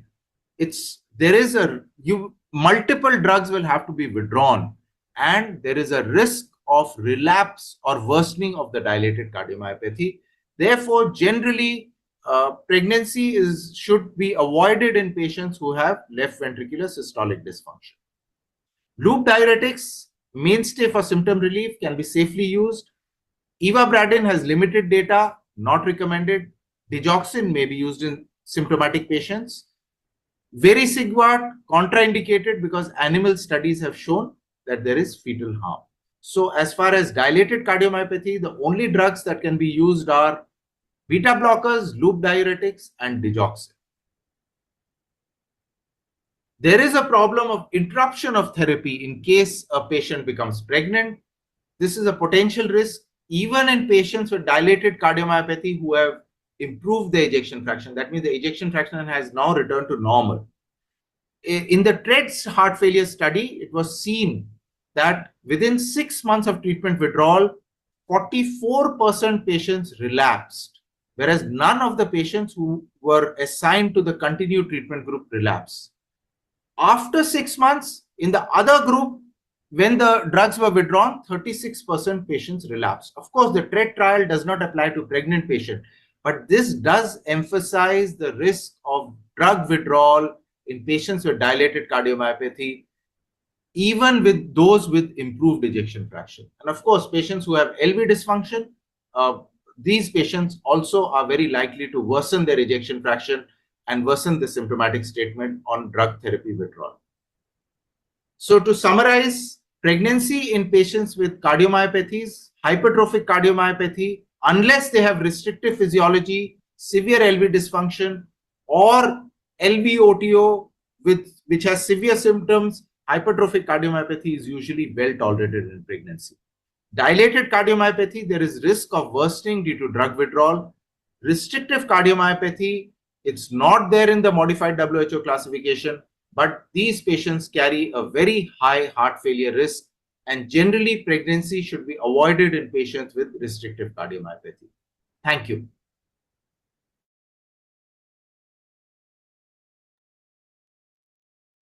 Thank you, Dr. Bahal, for that nice case. So any comments or questions?